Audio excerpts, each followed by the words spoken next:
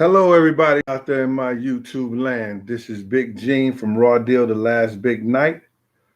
Also cooking in conversation.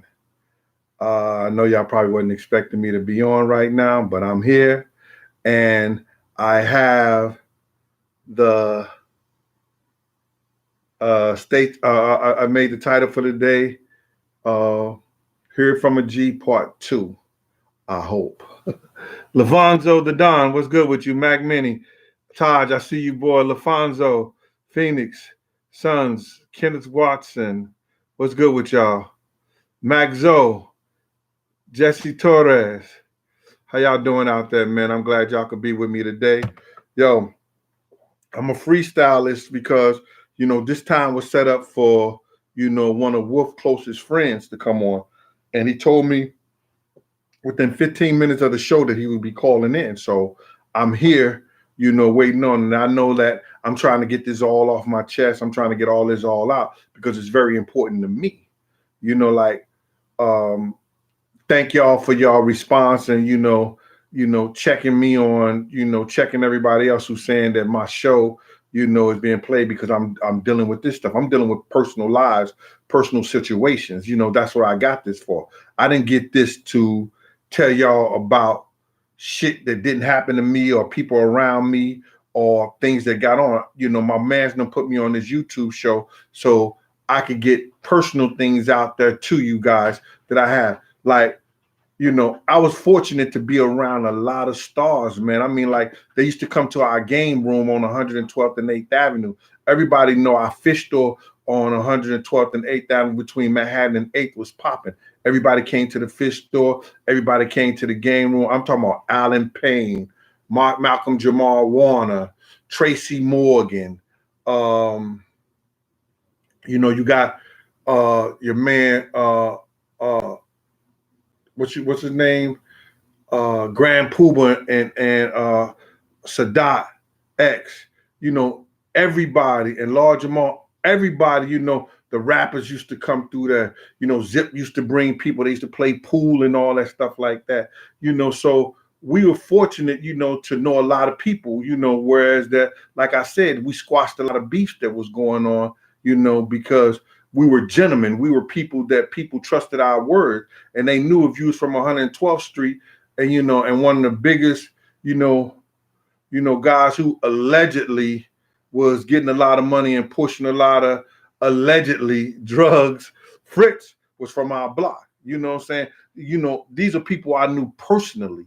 These are our people who, what up, Big Gene? What's happening, Big Gene, and everything like that? And they knew what I did. Everybody in our crew knew that I was a parole officer. You understand? But you got to understand, just like the gangsters, of the old used to have the mob dudes and everything, like they used to have police officers and people that they knew that grew up with them and everything like that. I didn't grow up with them, but I came in the game in 86 after I graduated from college to be with them, playing ball right there on 112th Street, playing in the King Dome, playing in the Rucker. I'm the dude they used to call Truck. Meet, there go the Truck. You understand? So I made my name at the Rucker. I made my name at the Kingdom, winning championships over there. You know what I'm saying? So, when people sit up here and, and I'm just mentioning this, y'all, to inform y'all, you can't get at me no kind of way. You can't get at me no kind of way, because I've been there and done that. James Robinson, that's my family. James, what's up, boy? He keep dropping it down to me. You know what I'm saying? Appreciate that super chat. Now, and I'm saying that to say this, bro. For 27 years, I dealt with convicted felons in the street, going to their house, going to their programs. You understand? And if I had a problem with them, I say, man, I'll meet you on your block. We could talk on your block where you feel comfortable. If you don't feel comfortable in this office, I'll come to your block, man.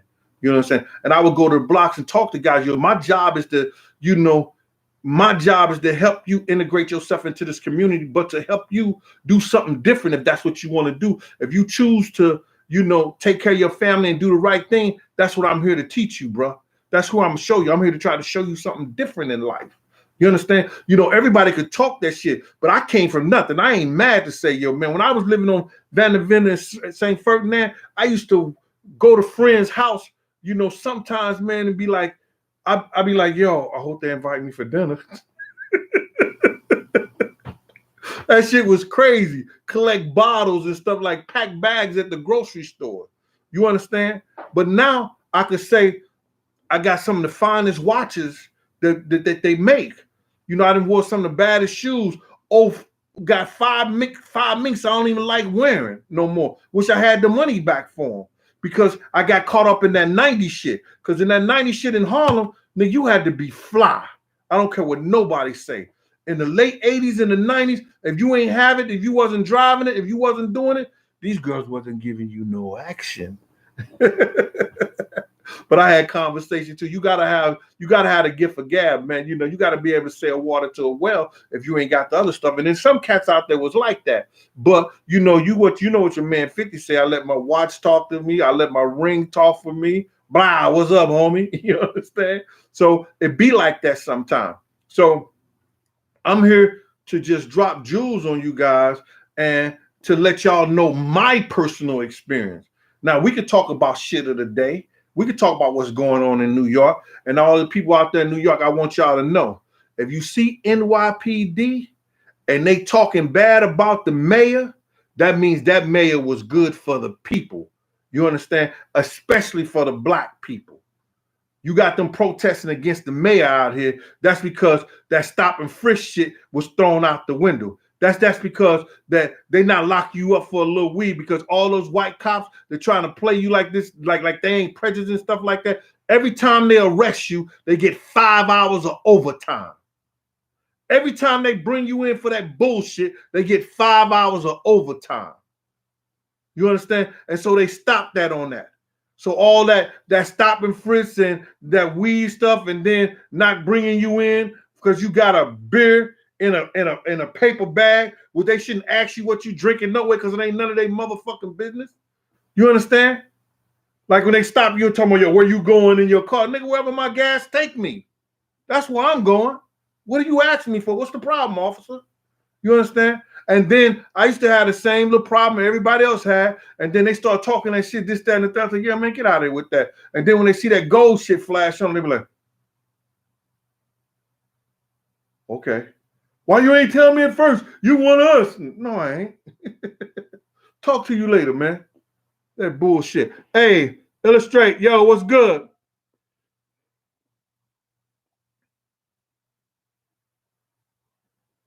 All right, Max Zoe, Jesus Torres, Clarinda Risha, hey, how you doing? Chris, Bert, what's up with you, bro? Jay Ochacho, Jason Kenner, all y'all, Ronaldo Thomas, much love to you from South Carolina, bro. Hope y'all good down there. So, you know, I'm going to call this month, I'm going to call this dude, you know what I'm saying?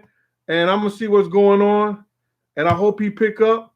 And he's supposed to call me at, it's supposed to have been 1 minute ago. So let's do this. Get this on the side. West Side Buddy, what's good with you? Jason Kenner, what's happening? The Lightning Mind. Clarinda Risha, LOL. Carter, 1998. Latoya Banks. Hey, what's up, little niece?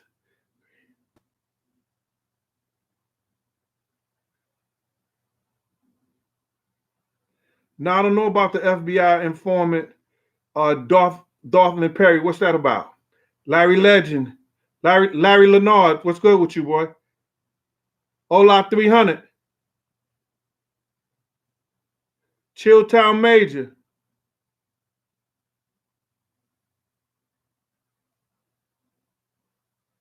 What up, Death Row East? Let me call this dude and see what's going on. Yo, somebody hit me up and say, yo, Reggie said something about this dude. You know, all he want to do was to invite you. All he want to do was to blow Gene off and everything like that. And I called Reggie up, and man, Reggie, you know, we talked. I said, yo, Reggie, man, listen here, we don't get down like that, bro. Don't say that on the air, man, because you know I don't play that games, and I wouldn't play that games with you, bro. We don't do that, man. We men. You understand? You don't say invite another man to my privacy, and I'm not going to invite a man to your privacy. We don't play games like that, and we talk like men. like, yo, listen, okay, man, you right, Gene. I said, because we don't get down like that. Because if a dude say that in front of me, you understand? Yo, come on. There go your teeth, man, right? Oh, yeah, nigga, don't talk like that about me. You know, I almost chased a nigga from Sue's for about a block. He invited me somewhere he shouldn't have invited me. You understand? We don't play those games, man. We grown men. You understand? And not saying somebody else want to do that. You know, I would never do that to him. I treat everybody as a gentleman. And that's what you got to do. So when you go that route and you go that other way, you understand? And that's what my Uncle Gene thing is about, you know, today. Never let niggas invite you into their video. But let me get to this, man. Because, you know, he was supposed to call me when he was supposed to call me. And I know he's a busy dude. I just want a little bit of his time. Because, you know, it's hard to get, you know, real people that's been out there in that world like that, in that life out here. Because they looked at it a certain way. You know what I'm saying? They'll sit back and, you know, they support you and everything like that. But, you know, they are looked at in a certain way.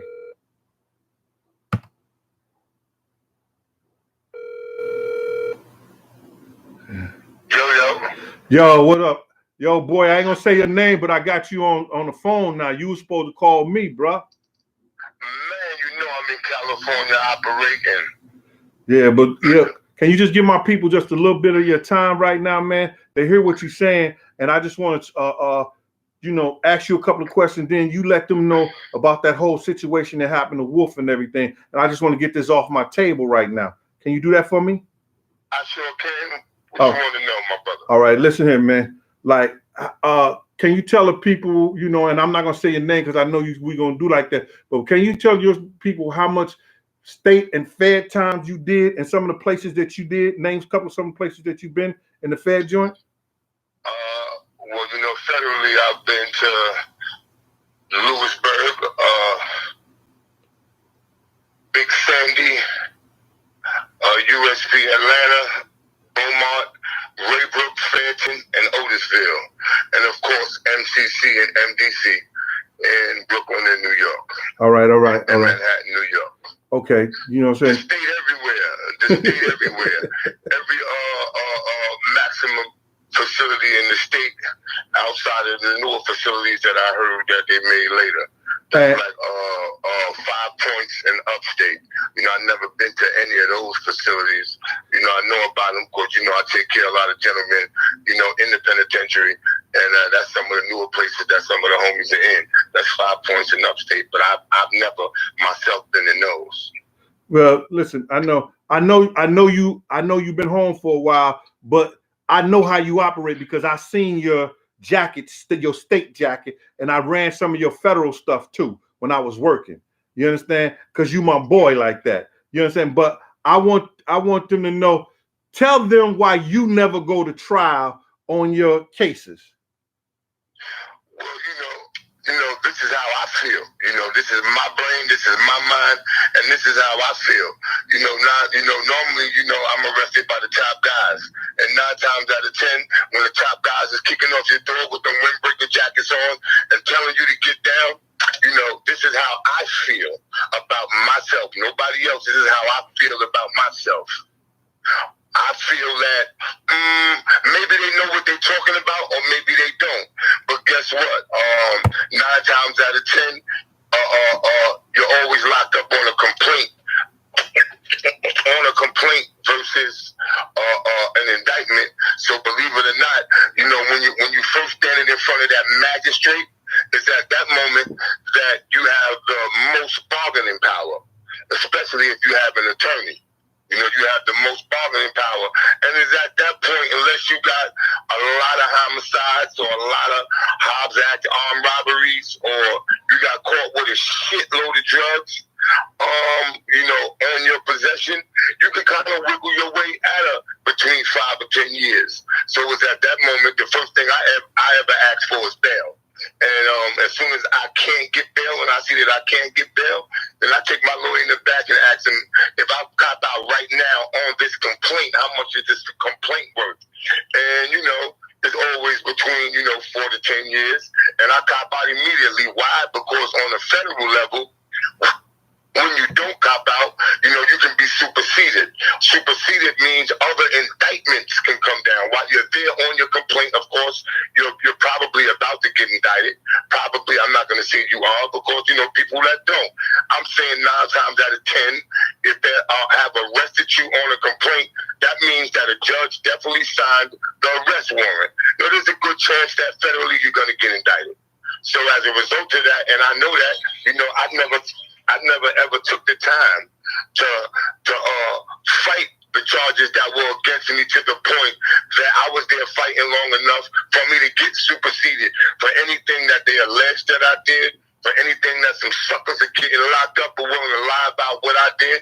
I just got myself out the way because, I always had money, and anybody that got money don't want to be in jail forever. So, I always make the executive decision to get out of the way, and, thankfully it worked out for me in the long run. All right, man. I thank you for that, man. I just want to shout out Paranoid Reggie, Robert Brown, Most Hated Gang Incorporated, D Money, James Mack, Stoner LA, JX, New York Giants, Pride 365, Ed Rock. They all listening to you, Paranoid Reggie, listening to you, Trinsta Bula. But check this shit out, man. Like, I knew you from back in the day, and you was gated up in the whole 9 yards and stuff like that. And you used to hang with Wolf. Can you name a couple of fellas used to hang with y'all so they'll know that you real about what you're talking about? Oh man, Gene, I don't know how many of them gentlemen want their name. All right.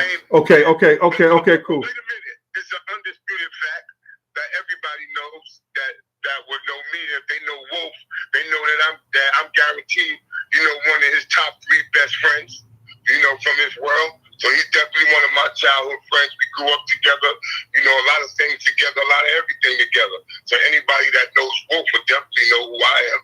Right. Again, what you talking about? All right, but you knew Corey Buck. Absolutely. Right. I know that. I just want the people to know stuff like that. So listen, I told you about this situation, and you know about this situation with Meech and Wolf. And you had your own personal feelings about it. You understand? Would you tell the people what you felt or what you thought about the whole situation so they'll know? Well, I just want to say this. First things first. Wolf, as you know, one of my brothers and one of my dear brothers that I grew up with, another brother that did, his time, a little bit of time that he did do. Fortunately, he did it standing 10 toes down, not telling on nobody, not insinuating nobody. And, a lot of things going on musically wouldn't be going on because he was definitely there, in the beginning for the whole Bad Boy thing. And he definitely was one of the security and financiers of, making that happen, of bringing Puff Daddy's dreams to life. Point blank period. I ain't gonna take away the relationship of him and Sean Combs, because they were in fact brothers. They were in fact friends. Everybody was friends. We all were good friends at one time, especially in the beginning. So, he is definitely part of, Puff Daddy bringing his dreams to life. I want to say this.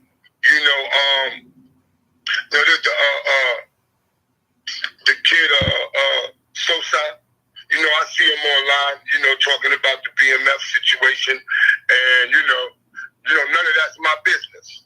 I don't got nothing to do with, I wasn't BMF,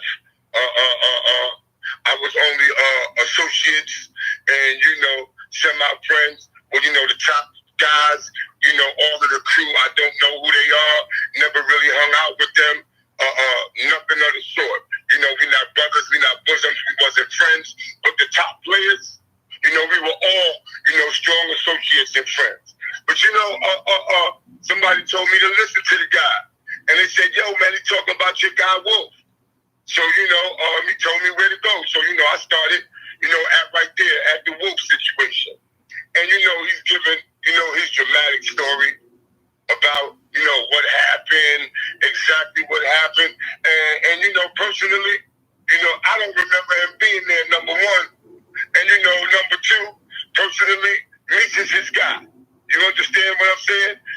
So I give him You know, the understanding that when he tells the story, he's going to tell it favorable to his guy. What can I say? Hey, man, I'm not about to argue with you about how you feel about your guy.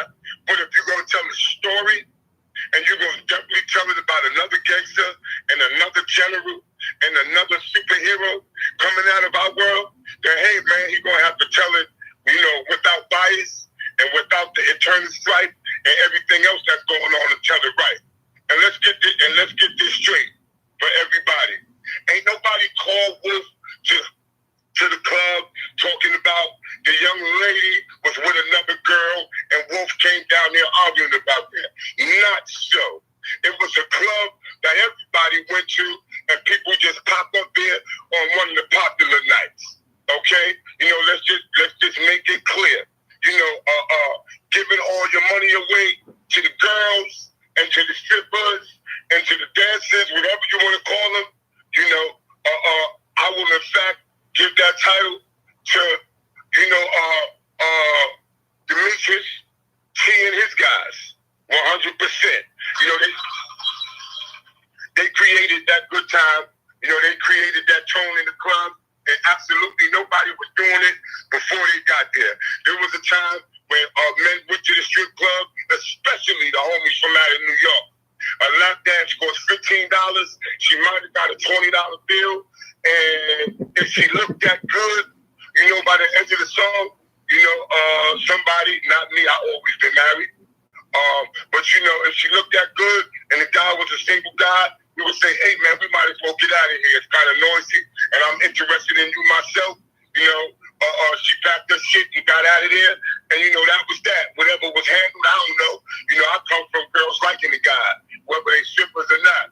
You know, whether you help them out or not, or whether it's help or she asks you for something, I don't know about that. That's something different. I want to say, well, that was the tone that those guys created, right? Wolf was dating a girl, you know, that was around that scene. And when I say dating her, she wasn't his main girl. He was a big player, like the rest of the big players outside. And I guess he had a woman or two, I guess. You know, I'm not going to attach him to no whole bunch of women or co-sign any of that. I want to say he was very familiar with what the young lady was, who that young lady was. Absolutely right. Homie was correct in that. All of that shit about Wolf coming in there arguing with Meech about the bitch, that ain't true. That's a motherfucking lie. You know, whoever she was with, he don't care. Nobody cares, man. They party girls, man. Everybody partying. But guess what? Wolf was with her for a long enough time that he felt like, yo, no matter who you with, if I come in the club and I see you and I call you, I expect you to get here. Guess what? The young lady was over there with the guys that like to go into their pocket with their hard-earned hustle money that they work hard for, you know, and give it away. Wolf wasn't giving up a dime. And we know that. But listen, we're not here to discredit. We're not here to discredit, you know, what anybody was doing. Right. I'm saying that's what they was over there doing. Guess what? She was having a good time. She wasn't in her right mind. She thought she was over there with somebody special. And, you know, she tried to, you know, shine a little bit. Ain't nobody got to go into no whole bunch of details. Guess what? He felt insulted. So he said something to her. You understand what I'm saying? Point blank, period. Ain't nobody going to disrespect that man nowhere. So he said something to her. You know, it was at that moment that he was, you know, I don't know exactly what he was saying, so I'm not going to sit here and act like I did. But guess what? Whatever he was saying to her, it wasn't Meech's business to check him about what he was saying. See, homeboy is telling some story, trying to tailor-make it, like he was arguing with Meech. Man, get out of here, nigga. Go sit your ass down somewhere and don't misrepresent my man. I'm going to get the story. I'm going to get what really happened out, and then I'm going to say something to him later. What happened was, when Wolf was reprimanding the girl, what Meech should have did was mind his business. That's how I feel, because I'm going to take a side. You understand what I'm saying? Only suckers are neutral. Like I said, we always friends, but Wolf is my brother. So when it's time to take a side, I'm going to take a side, and I take the side of my brother. Now, it goes like this. When niggas out there reprimanding his hoe, guess what?